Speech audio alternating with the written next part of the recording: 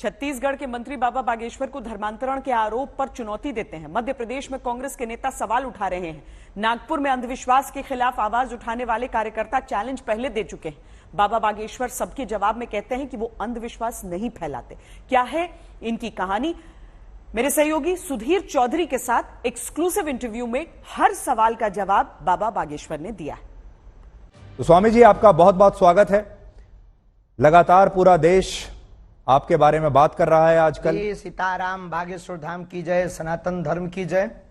और I am not baba, I am Dhirendra Krishna Shastri ji. तो मैं आपको धीरेन्द्र जी कह के बुला सकता हूं? बिल्कुल, धीरेन्द्र जी, शास्त्री जी, महाराज जी, इन संबोधन से, क्योंकि ना तो दाढ़ी मूंछ है ना हमने संन्यास लिया है जी। हाँ, नहीं, वैसे लोग कहते हैं कि आप बहुत हैंडसम लगते हैं और आपकी उम्र भी सिर्फ 26 साल है। तो मैं शुरुआत यहीं से कर लेता हूं।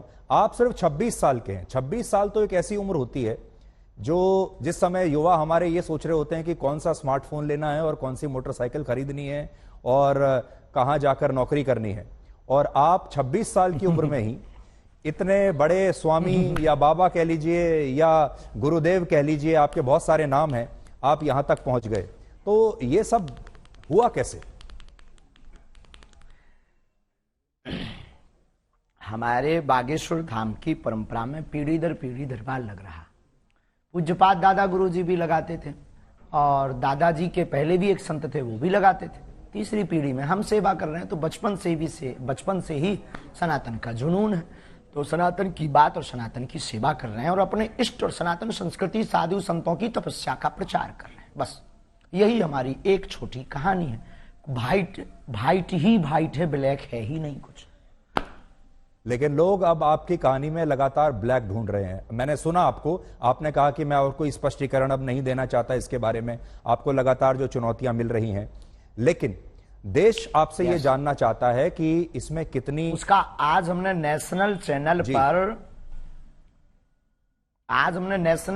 के सामने लगभग 20 से 25 चैनलों के कैमरा लगे होंगे। 4 लाख लोग थे।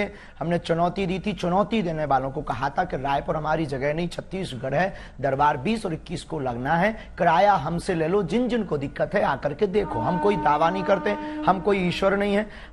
अभी हम साधारण इंसान है। गद्दी पर बैठेंगे, जो गुरु प्रेरणा लगेगी हम वो बता देते हैं और बालाजी की कृपा और संतों की तपस्या के प्रभाव से वो बात सत्य निकलती है। और सत्य को कितनी भी कसौटी पर कसा जाए, कितने न्यूज चैनलों ने एक्सपोज नहीं किया, कितने लोगों ने नहीं किया, आज तक बाल टेढ़ा कर पाए, क्योंकि हनुमान जी की कृपा और हनुमान जी के नाम का प्रचार है जी।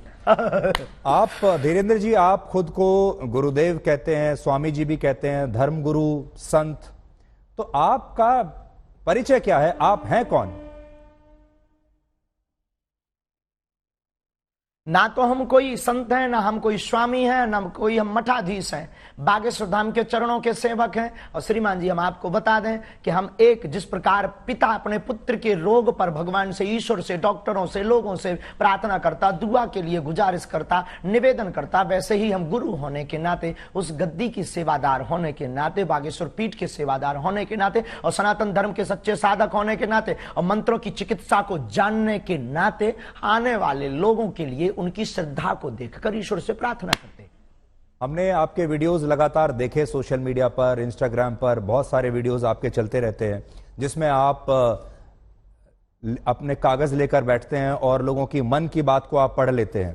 तो ये जो मन पढ़ने वाली मशीन है, ये कहां आपने लगाकर रखी है और कैसे पढ़ते हैं आप? और लोग इसी को चमत्कार मानते हैं। देखो भाई, ये भारत देश है, इसमें ऋषि मुनियों की परंपराएं विविध रही और भारत इसीलिए तो विश्व गुरु रहा। यहाँ खूब खोज की फाइयान यात्री जैसे विदेशी लोग आए, पर भारत को विश्व गुरु उन्होंने इसीलिए तो माना सबने, क्योंकि भारत में वैदिक परंपरा अति प्राचीन परंपरा है, ऋषियों की परंपरा है। और हमारे पास कोई मशीन नहीं है, ना हम कोई मन पढ़ने वाले माइंड रीडर हैं। हम तो अपने इष्ट के सेवक हैं और अपने शास्त्रों के सच्चे साधक हैं। उनके आधार पर जो हमें गुरु जी ने प्रेरणा दी, जो हमें इष्ट प्रेरणा देते हैं, हम वो लिख देते हैं। सच निकले या झूठ, वो व्यक्ति की श्रद्धा और बालाजी की कृपा। वीरेंद्र जी, हमारे आप लोगों की आवाज हम तक और हमारी आवाज लोगों तक पहुंचाते हो, वैसे ही हम अपने इष्ट की जो चेतना तरंग है और लोगों की जो अर्जी है वो अपने इष्ट तक, इष्ट की तरंग को लोगों तक पहुंचाते। न आप कुछ हो न हम कुछ। देखिए, जो आप बता रहे हैं ये तो भारत की संस्कृति में जो योगी और मुनि और जो सिद्ध पुरुष हुआ करते थे उनके पास ये शक्ति होती थी, ये हम भी सुनते आए हैं। लेकिन आपकी उम्र है सिर्फ 26 साल। जितनी आपकी उम्र है उससे दुगना या तिगना तपस्या करने के बाद जो योगी हुआ करते थे, हमारे जो ऋषि मुनि होते थे, तब उनके पास ये शक्ति आती थी कि वो ये सब कर सके। आपकी उम्र ही को टोटल 26 साल है, तो आपके पास ये चमत्कार की जो शक्ति है इतनी जल्दी कैसे आई है? बहुत अच्छा प्रश्न है, बहुत बहुत धन्यवाद, अच्छा प्रश्न। ये आपसे किसी ने पूछा नहीं होगा। तपस्वी तो नहीं है, ये घोषणा तो नहीं करते, लेकिन आज भी दिन रात, हाँ बहुत। अरे आपकी योग्यता का क्या कहना, आई प्राउड ऑफ यू। हमको आप पर बहुत गर्व है, आपकी लैंग्वेज से और आपके स्पष्ट प्रश्नों से। तो देखो, बाकी लोग तो वही घिसे पिटे क्वेश्चन करते हैं, आप ये जो बीच की नई चीजें ले आई बहुत गदगद कर गई हमको। तपस्वी हम नहीं हैं, लेकिन दिन रात तपस्या में ही गुजर रहा। 9-10 साल की अवस्था से ही हमने बालाजी की सेवा की। जब बच्चे खेलना सीखते थे तब से हमने हनुमान चालीसा का पाठ, और गुरु ने जो विधान बताया वो मीडिया पर बताने का विषय नहीं है, वो अनुभव का विषय है। कभी आप आइएगा तो उसको हम आपको बताएंगे कि हमने क्या क्या अपने जीवन में मुश्किलों को सहा, कितना हनुमान चालीसा का पाठ किया, रातों भर हनुमान जी के चरणों में बैठकर रोए हैं, रातों भर हवन किया है। उसका ही ये परिणाम है जो आज सनातन संस्कृति का झंडा जगह जगह गाड़ा जा रहा है। और जो भोले भाले लोगों को धर्मांतरण कर रहे थे छोटी छोटी ट्रिक दिखाकर, ऐसे मिशनरियों के मुंह पर तमाचा। भारत के इतिहास में नेशनल चैनलों के सामने कोई पादरी नहीं आया, कोई अन्य धर्मों के लोग नहीं आए, पर बागेश्वर धाम ने चैलेंज देकर के, ललकार कर, गद्दी पर ठोक कर झंडा गाड़ा है आज रायपुर के दरबार में।